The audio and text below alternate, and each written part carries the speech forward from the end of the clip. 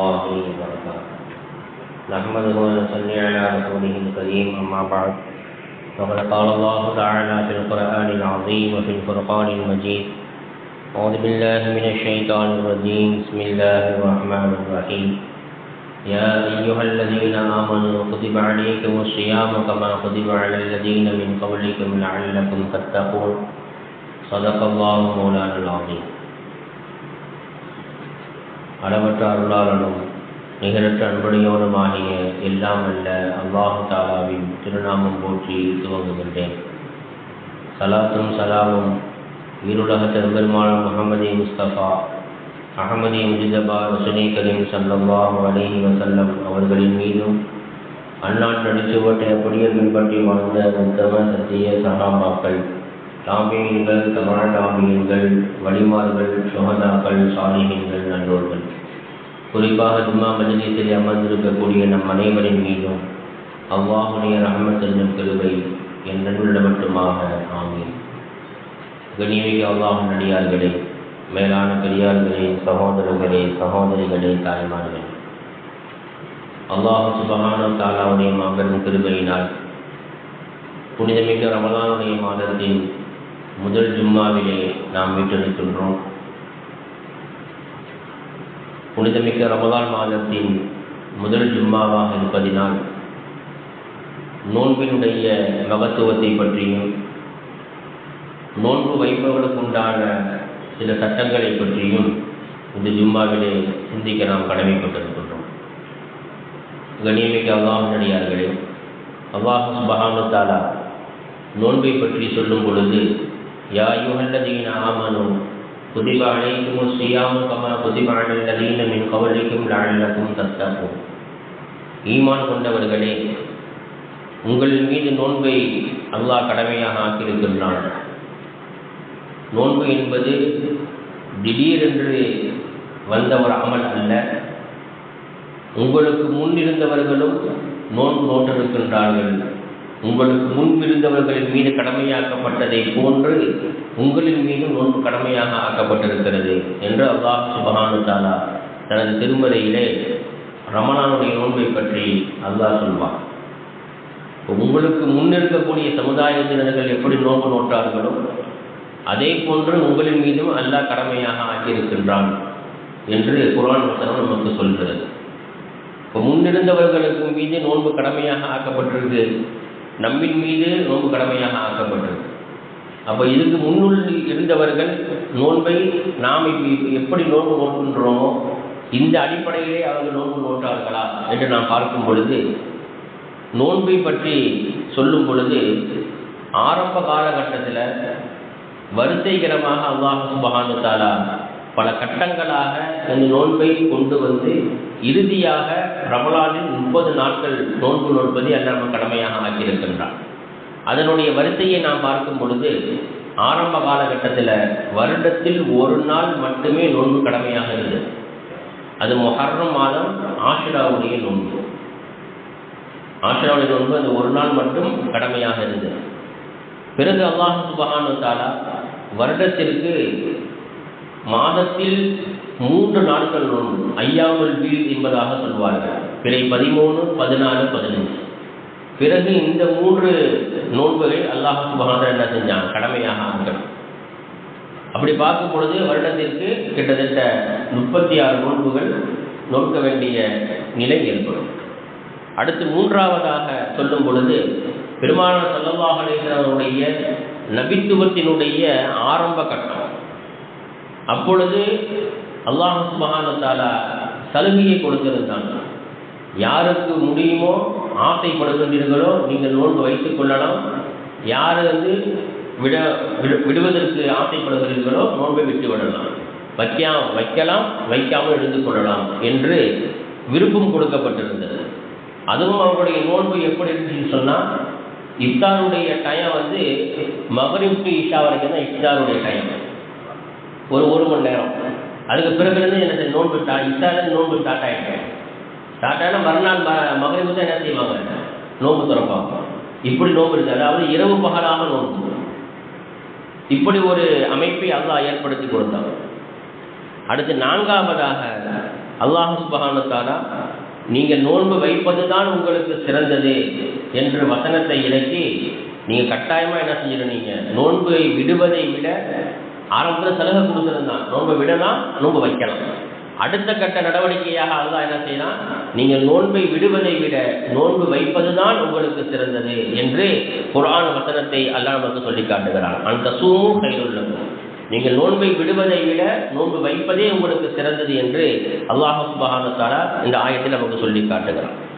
பிறகு 5வது கட்டமாகத்தான் நாம் வைத்திருக்கக்கூடிய இந்த நோன்பு. ஆரம்ப காலகட்டத்தில் வெறும் நோன்புடைய டைமே மகரிப் இஷா தான். இஷாவிலிருந்து நோன்பு தொடங்கி மறுநாள் மகரிபு தான் என்ன செய்ய முடியும், மகரிப் பிறகு தான் நோன்பு திறக்க முடியும். ஒரு நாள் முழுவதும் என்ன செய்யணும், நோன்பு இருக்கணும், இரவு பகலாக. ஆனால் அல்லாஹ் சுப்ஹானஹு வ தஆலா பெருமானார் ஸல்லல்லாஹு அலைஹி வஸல்லம் ஆகிய இந்த உம்மத்துக்கு ரொம்ப சலுகை செஞ்சிருக்காங்க. நீங்கள் இரவெல்லாம் நோன்பு வைக்கணுங்கிற அவசியமே இல்லை, நீங்கள் பகலில் மட்டும் நோன்பு வச்சா போதும். சஹருடைய நேரத்தில் எந்திரிச்சு சஹர் செஞ்சுட்டு, அதாவது சூரியன் உதயமாவதற்கு முன்பு ஃபஜ்ருடைய நேரத்திலிருந்து சூரியன் அஸ்தமிக்கும் வரைக்கும் நீங்கள் நோன்பு நோற்றால் போதுமானது என்று இந்த நோன்பை அல்லாஹ் சுப்ஹானஹு வ தஆலா நம்மின் மீது கடமையாக ஆக்கினார். இப்படித்தான் நோன்பு நமக்கு ஆரம்ப கட்டத்திலிருந்து இறுதி வரைக்கும் பல கட்டங்களாக அல்லாஹ் இந்த நோன்பை கொண்டு வந்து இறுதியாக ரமலான் மாதத்தில் நோன்பை நீங்கள் கட்டாயமாக நோற்றே ஆக வேண்டும் என்று ஒரு சட்டத்தை அல்லாஹ் சுப்ஹானஹு வ தஆலா குர்ஆன் வசனத்தின் மூலமாக நமக்கு இறக்கி கொடுத்தான். அதிலும் குறிப்பாக ரமலானுடைய மாதத்தின் நோன்பை பற்றி அல்லாஹ் சொல்லும் பொழுது, ஃபமன் ஷஹித மின்கும் ஷஹர ஃபல்யஸும், யார் ரமலான் மாதத்தை அடைந்து விட்டாரோ அவர் நோன்பு வைக்கட்டும் என்றும் அல்லாஹ் சுப்ஹானஹு வ தஆலா தனது திருவசனத்திலே சொல்லி காட்டுகிறான். நம்ம மட்டும் நோன்பு நோட்டால் பத்தாது, நம்முடைய பிள்ளைகளை என்ன செய்யணும், நோன்பு நோட்பவர்களாக இப்பயே பழகணும். ஆரம்ப காலகட்டத்திலெல்லாம் பார்த்தோம்னா ஒரு 35-40 வருஷத்துக்கு முன்னாடிலாம் சின்ன பிள்ளைகளாம் நோன்பு வைக்க மாட்டாங்க. ஆனால் இப்போ நிறைய சின்ன பிள்ளைகளை நோன்பு வைக்க ஆரம்பிச்சிட்டாங்க. அவருடைய பெற்றோர்கள் என்ன செய்கிறாங்க, ஆர்வம் ஊட்டி பிள்ளைகள் என்ன செய்கிறாங்க, நோன்பு வைக்க அவங்கள தூண்டுறாங்க. ஆர்வம் ஊட்டி என்ன செய்ய நோன்பு வைக்க சொல்கிறாங்க.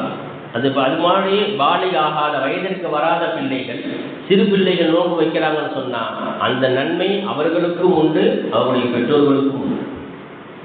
அவங்க மேலே கடமை இல்லை, வைக்கணுங்கிற கட்டாயமும் கிடையாது. ஆனால் அவர்கள் நோன்பு வைப்பார்களே ஆனால் அவர்களுக்கும் அந்த நன்மை உண்டு, பெற்றோர்களுக்கும் அந்த நன்மை உண்டு. இந்த வயசிலேயே நாம் சில விஷயங்களை அவர்களுக்கு பழக்கி கொடுத்தாதான் அவர்கள் பெரிய பிள்ளையாக ஆனதற்கு பின்னால் என்ன செய்வாங்க, தொழுவாங்க, நோன்பு வைப்பாங்க, பிறருக்கு உதவி செய்யக்கூடிய அந்த மனப்பக்குவம் அவங்களுக்கு ஏற்படும். அதனால தான் என்ன செய்யணும், சின்ன பிள்ளைகளுக்கு ஆரம்ப காலகட்டத்திலேயே சின்ன பிள்ளைகளுக்கு கூட என்ன செஞ்சாங்கன்னு சொன்னால் நோன்பு வைப்பதற்கு ஆர்வம் ஊட்டியிருக்கிறாங்க, நோன்பு வச்சிருக்கிறாங்க. புகாரி ஷரீஃபில் ஒரு ஹதீஸ் வருது, சில வார்த்தைகள் வித்தியாசமாக வருது. ஒரு ஹதீஸில் பெருமானார் ஸல்லல்லாஹு அலைஹி வஸல்லம் சொன்னதாக உமர் ரலியல்லாஹு தஆலா அவங்க சொல்கிறாங்க, சிபியானனா சியாமுன், நம்முடைய பிள்ளைகள் என்ன செய்கிறாங்க, நோன்பு இருக்கிறார்கள், நோன்பு வச்சிருக்கிறாங்க என்று இப்படி ஒரு வார்த்தை வருது. அதே புகாரி ஷரீஃபில் இன்னொரு இடத்துல ஒரு ஹதீஸில் வருது, நுஸவ்விமு சிபியானனா, எங்களுடைய சிறு பிள்ளைகளை, எங்களுடைய குழந்தைகளை நாங்கள் நோன்பு நோக்க வைத்தோம் என்ற அந்த வார்த்தையும் அதில் இடம்பெறுகிறது. அப்போ சிறு பிள்ளைகள் என்ன செய்கிறாங்க, நோன்பு வைக்கிறாங்க. இன்னைக்கு பெரியவர்கள் நோன்பு வைக்க சக்தி இருந்தும் கூட ரமலான் மாதத்தில் ரொம்ப என்ன செய்கிறாங்க, நோன்பை அலட்சியப்படுத்துகிறாங்க. இது வேண்டுமென்றே நோன்பு விடுறது. பெருமானார் ஸல்லல்லாஹு அலைஹி வஸல்லம் ஹதீஸ்ல சொல்லுவாங்க, ரமலான் மாதத்தினுடைய ஒரு நோன்பை நீங்கள் வேண்டுமென்றே நீங்கள் விட்டுவிட்டால், அல்லது ஒரு நோன்பு ஏதேனும் ஒரு நோயின் காரணமாக உங்களுக்கு பிடிக்க முடியாமல் போனால், வருடம் முழுவதும் நீங்கள் நோன்பு வைத்தாலும் அந்த ஒரு நோன்பினுடைய நன்மையை நீங்கள் பெற்றுக்கொள்ள முடியாது என்று ஸல்லல்லாஹு அலைஹி வஸல்லம் சொல்கிறாங்க. இப்னு மஸ்ஊத் ரலியல்லாஹு தஆலா அவர்கள் இதற்கு ஒருபடி மேலாக, நீங்கள் மற்ற மாதத்தில் இந்த ஒரு நோன்பை நீங்கள் வச்சாலும் அது நோன்பாகவே கணிக்கப்பட மாட்டாது என்பதாக சொல்கிறாங்க. அது நோன்புடைய கணக்கிலே வராதான். அப்போ ரமலானுடைய மாதம் நாம் வைக்கக்கூடிய ஒவ்வொரு நோன்பும் எவ்வளவு மிக முக்கியமானது, எவ்வளவு இம்பார்ட்டன்ட் என்பதை நாம் புரிந்து கொள்ள வேண்டும். இப்போ ரமலான் மாதத்தில் வைக்கக்கூடிய ஒவ்வொரு நோன்பு வைக்கிறது ரொம்ப சிரமம் தான். யாருக்கும் சிரமம் இல்லாமல் எல்லாம் ஜாலியாலாம் நோன்பு வைக்கல. இப்போ நோம்பு வச்சுட்டு நம்ம எல்லாம் உட்காந்துருக்கிறோம். இப்போ நான் நின்று பேசிகிட்டு இருக்கிறேன். இப்போ பேசிகிட்டு இருக்கும் பொழுது தொண்டை எப்படி ஆகும் நமக்கு எல்லாம் தெரியும். தொண்டையெல்லாம் காஞ்சி போயிடும், தொண்டையில் ஈரமே இருக்காது, கஷ்டம்தான். அந்த சிரமத்திற்குத்தான் மற்ற அமல்களுக்கு கூலியை பெருமானார் ஸல்லல்லாஹு அலைஹி வஸல்லம் அவர்கள் மூலமாக, ஜிப்ரீல் அவர்கள் மூலமாக ஸல்லல்லாஹு அலைஹி வஸல்லம் அவர்களுக்கு என்ன கூலி கிடைக்கும் அப்படிங்கிறத சொல்லி நமக்கு அல்லாஹ் சொன்னான். ஆனால் நோன்பை பொறுத்தவரைக்கும் எப்படி தெரியுமா, முழுக்க முழுக்க அல்லாஹுக்காக நம்ம நோன்பு வைக்கிறோம். அல்லாஹ் சொல்றான், ஆனால் அஜிஸு பிஹி, நோன்பு எனக்காக என்னுடைய அடியான் வைக்கின்றால் அவனுக்கு கூலி நான் தருகிறேன். அல்லாவே நமக்கு நேரடியாக கூலி கொடுக்குறான்னு சொன்னால் அது ஒரே ஒரு இபாதத் என்ன, அது ரமலான் மாத நோன்பு தான். மற்ற அமல்களுக்கெல்லாம் மலக்கின் மூலமாக, ஜிப்ரீல் அலைஹிஸ்ஸலாம் அவர்கள் மூலமாக நற்செய்திகள் சொல்லப்பட்டு பெருமானார் ஸல்லல்லாஹு அலைஹி வஸல்லம் அவர்கள் நமக்கு சொல்லியிருக்கிறாங்க. ஆனால் ரமலான் மாதத்தினுடைய இந்த நோன்பினுடைய நன்மையை மட்டும் அல்லாஹ் நமக்கு டைரக்டாக கொடுக்குறான். ஸல்லல்லாஹு அலைஹி வஸல்லம் சொல்றாங்க, ஆனால் அஜிஸு பிஹி, இதற்கு நான் என்னுடைய அடியாருக்கு நேரடியாக நான் நன்மையை கொடுக்கின்றேன், கூலியை கொடுக்கின்றேன். அப்போ இந்த ரமலானுடைய மாத நோன்பு எந்த அளவுக்கு மிக முக்கியமானது என்பதை நாம் புரிந்து கொள்ள வேண்டும். அதே மாதிரி ரமலான் மாதத்தில் கூட சில பேருக்கு சாராயம் குடிக்கிறது, இது ரமலான் மாதத்திலே சில பேரால் விட முடியாது. ஏன்னா வருஷம் ஃபுல்லாக குடிச்சிட்டாங்க. ரமலான் மாதத்திலே அவங்க என்ன செய்ய முடியாது, விட முடியாது. ரமலான் மாதத்தில் என்ன செய்வாங்க, அவங்க குடிக்கத்தான் செய்வாங்க. ஏன்னா அவங்களுக்கு பழகி போயிடுச்சு. அவங்க தீனுல் இஸ்லாத்தினுடைய அந்த வட்டத்துக்குள்ளேயே அவங்க இல்லை, வெளியில தான் இருக்கிறாங்க. இப்போதைக்கு எப்போ அந்த குடிப்பழக்கத்தை விடுறாங்களோ அப்போ தான் என்ன செய்வாங்க, அந்த இஸ்லாத்தினுடைய வட்டத்துக்குள்ளாக அவங்க வருவாங்க.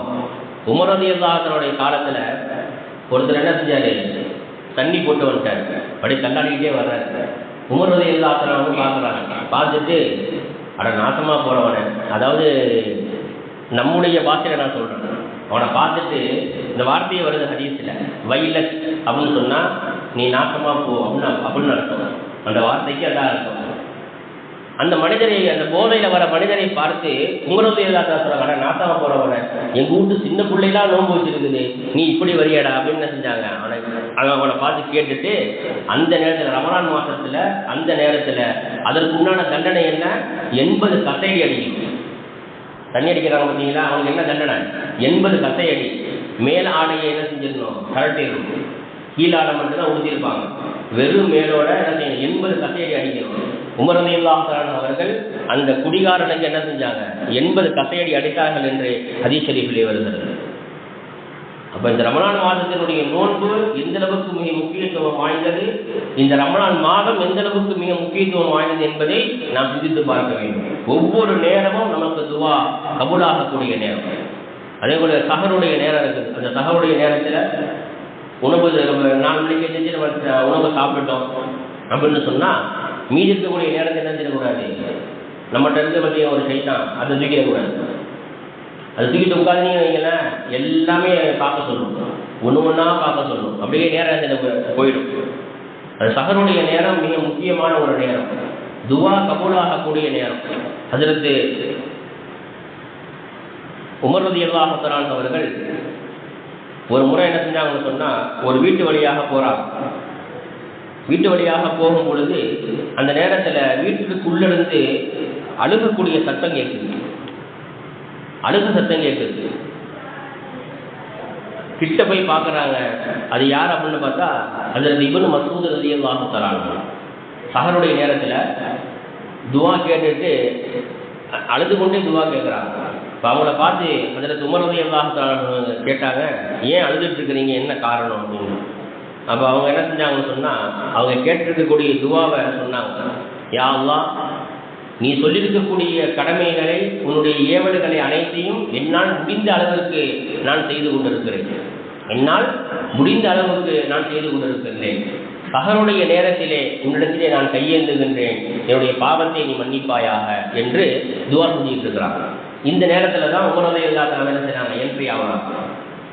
அழுதுகிட்டே என்ன செய்கிறாங்க, துவா செய்கிறாங்க. கிட்ட போய் பார்த்தா அது இப்னு மஸ்ஊத் ரலியல்லாஹு தஆலா. அப்போ இப்னு மஸ்ஊத் ரலியல்லாஹு அன்ஹு கேட்குறாங்க, இந்த நேரத்தில் துவா செஞ்சுட்டு அழுதுட்டு இருக்கிறீங்களே, என்ன காரணம் அப்படின்னு கேட்கும் பொழுது பெருமானார் ஸல்லல்லாஹு அலைஹி வஸல்லம் சொன்ன செய்தியை இப்னு மஸ்ஊத் ரலியல்லாஹு அன்ஹு சொல்கிறாங்க.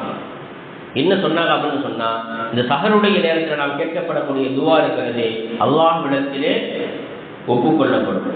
அந்த நேரத்தில் கேட்கக்கூடிய துவா கண்டிப்பாக என்ன செய்யும்? அல்லாஹ்விடத்திலே ஒப்புக்கொள்ளப்படும். ரமலான் முழுவதும் நோன்பாளிகளுடைய துவா எப்போ ஒப்புக்கொள்ளப்படும் தெரியுமா? அவர் சஹர் செஞ்சதிலிருந்து நோன்பு திறக்கும் வரைக்கும் நோன்பாளிகளுடைய துவா ஒப்புக்கொள்ளப்படும் என்று ஸல்லல்லாஹு அலைஹி வஸல்லம் ஹதீஸில் சொல்லியிருக்கிறாங்க. ஆனால் குறிப்பிட்ட சில 2 நேரங்கள் இருக்குது. அது ஒன்று சஹருடைய நேரம், இன்னொன்று இஃப்தாருடைய நேரம்.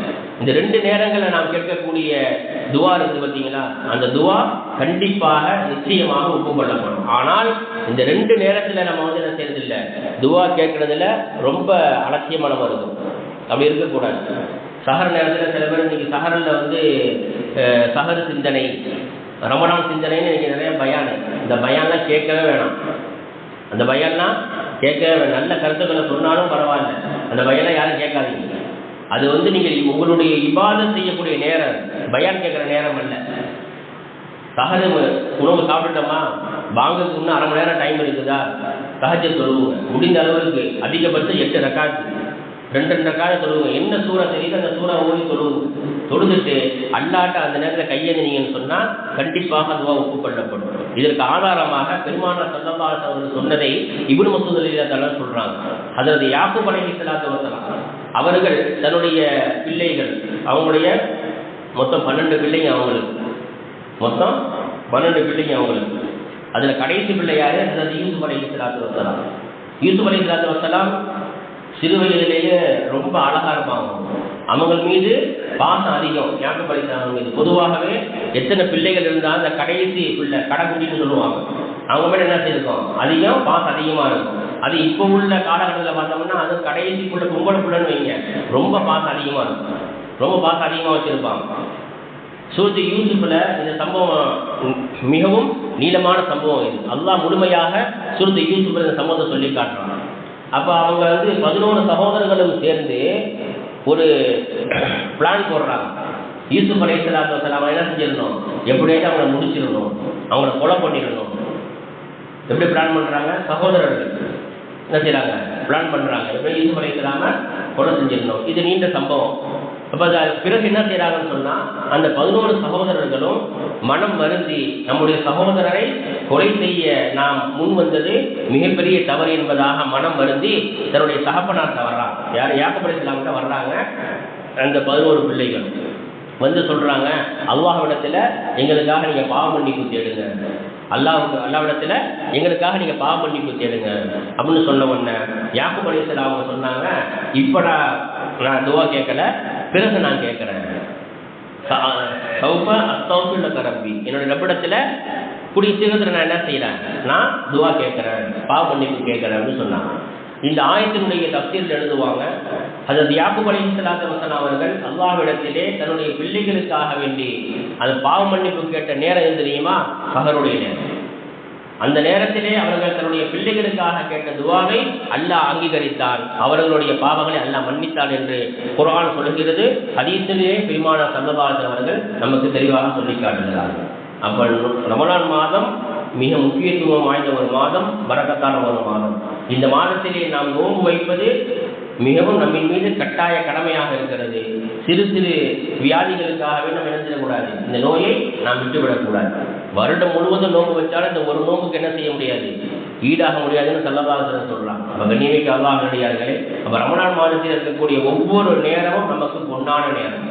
அதாவது 2 நேரங்கள் சொன்னேன். சஹருடைய நேரத்தில் துவா செய்யணும், அதே போல் இஃப்தாருடைய நேரத்தில் நம்ம துவா செய்யணும். இஃப்தாருடைய நேரத்தில் நான் கேட்கக்கூடிய துவா இருக்கு பார்த்தீங்களா, கண்டிப்பாக அல்லாஹ் ஏற்றுக்கொள்கிறான்.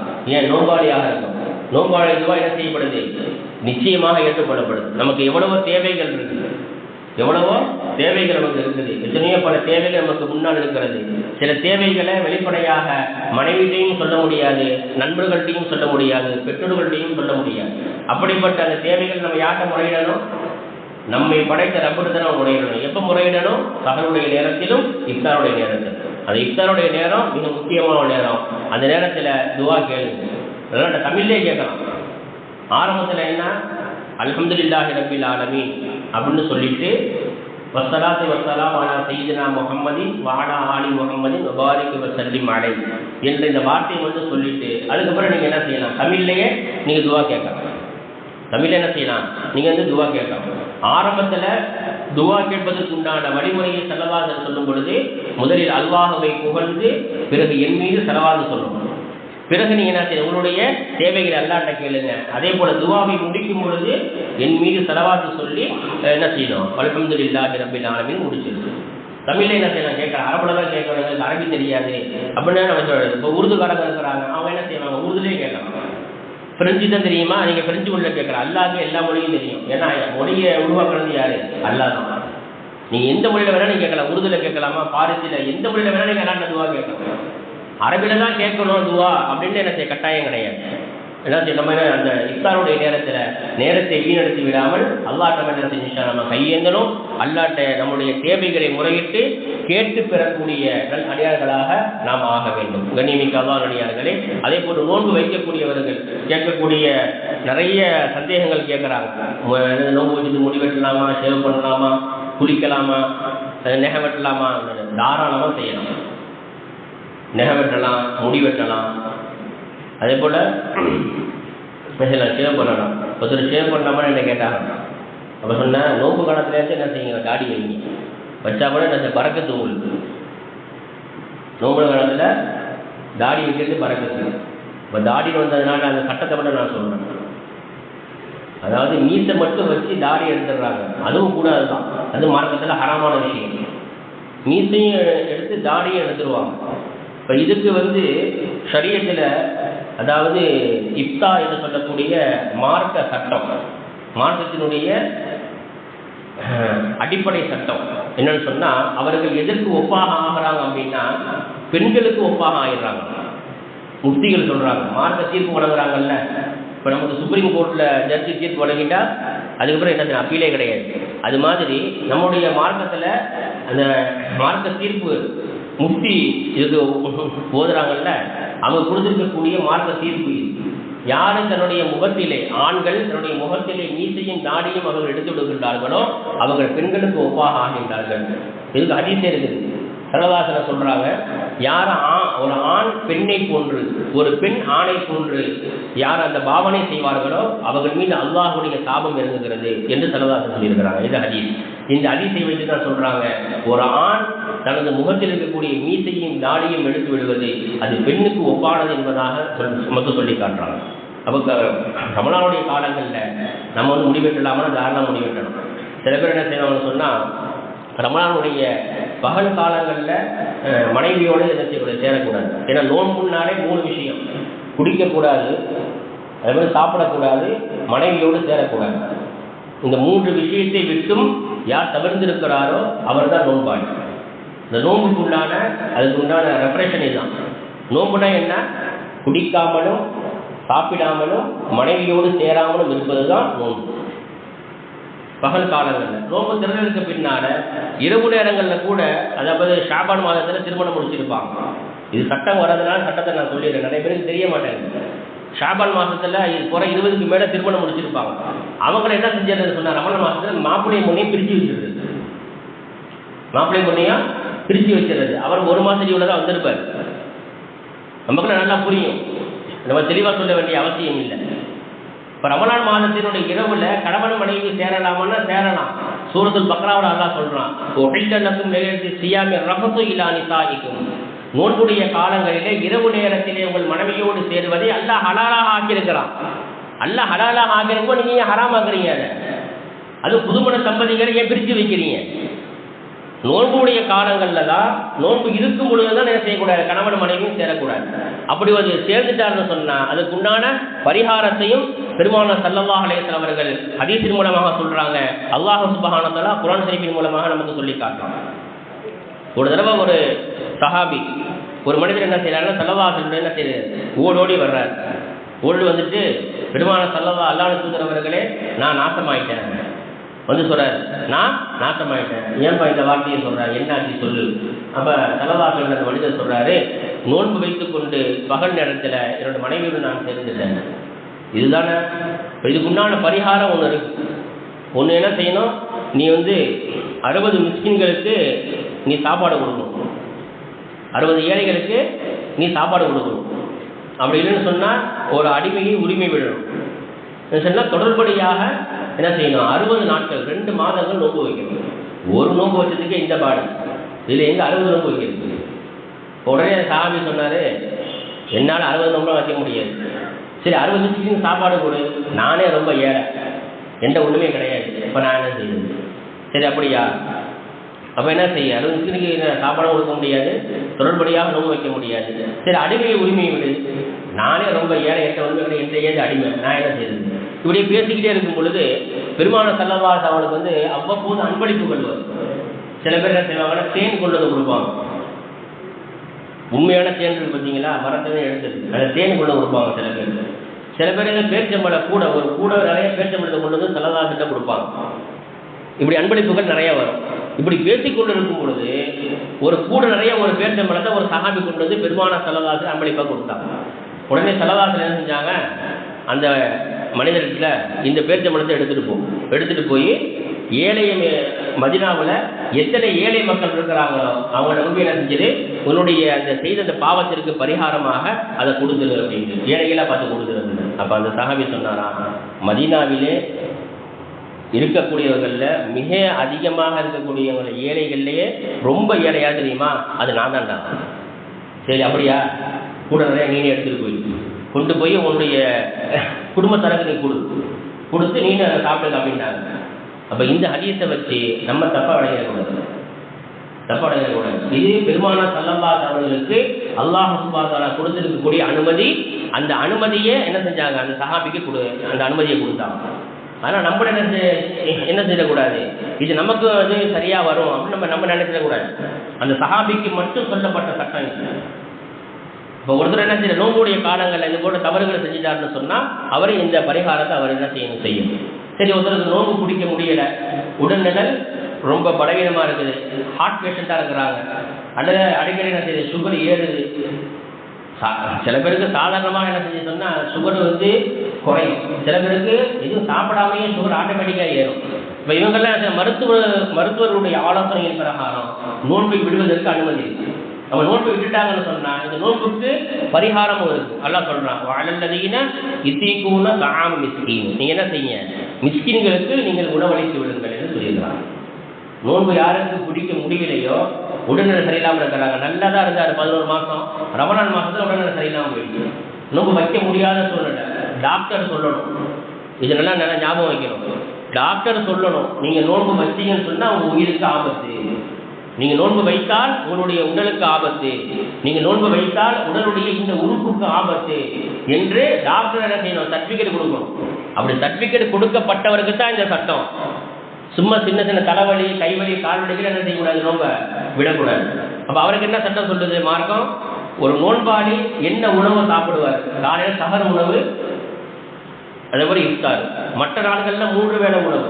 ஆனால் ரமலான் மாதத்தில் என்னங்க, சஹருடைய உணவு, இஃப்தாருடைய உணவு, இந்த 2க்குமே சேர்த்து குறைந்தபட்சம் ஒரு நாளைக்கு 200 ரூபா வீதம் அவர் எவ்வளோ கொடுக்கணும், ஒரு மாதம் 30 நாள் நோம்புனா 6000 ரூபா. அது என்ன செய்யணும், ஏழை எளிய மக்களுக்கு மொத்தமாக 6000 ரூபா கொடுத்தாலும் சரி, அல்லது நீங்கள் 3ஆக பிரித்து அல்லது 6ஆக பிரித்து நீங்கள் 1000 ரூபா கொடுத்தாலும் சரி, எப்படி கொடுத்தாலும் அது அவருடைய ஹக்கை என்ன செய்யணும், நிறைவேறும்.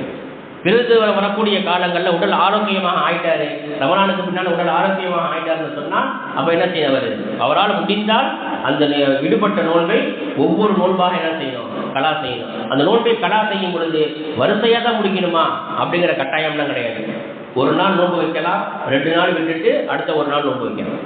இப்படியாக என்ன செய்யலாம், எப்படியாவது அந்த ரமலானுடைய மாதத்தில் விடுபட்ட நோன்புகளை என்ன செய்யணும், மற்ற 11 மாதங்களில் அவர் வந்து என்ன செஞ்சிடணும், கலா செஞ்சிடணும். ஆனால் அந்த நோன்பை வெள்ளிக்கிழமை வைக்கக்கூடாது. வெள்ளிக்கிழமைக்கு என்னது, அது ஈதுல் ஃபக்கீர், ஏழைகளுடைய பெருநாள் என்பதாக சிலதாக சொல்லியிருக்கிறாங்க வெள்ளிக்கிழமை. ஆனால் வெள்ளிக்கிழமை மட்டும் என்ன செய்யக்கூடாது, அந்த நோன்பு வந்து வைக்கக்கூடாது, கலாமுறை நோன்பை. மற்ற நாட்கள் என்ன செய்யலாம், நம்ம அந்த நோன்பை வைத்துக்கலாம் என்பதை நாம் தெரிந்து கொள்ள வேண்டும். கண்ணியமிக்க அல்லாஹ்வுடையார்களே, அப்போ இந்த ரமலானுடைய மாதத்தில் நாம் வைக்கக்கூடிய நோன்புகள், நாம் செய்யக்கூடிய அமல்கள் எல்லாம் ஒவ்வொரு அமலுக்கும் 70க்கும் மேற்பட்ட மடங்குகள் நன்மை நமக்கு இருக்கிறது என்பதை நாம் புரிந்து கொள்ள வேண்டும்.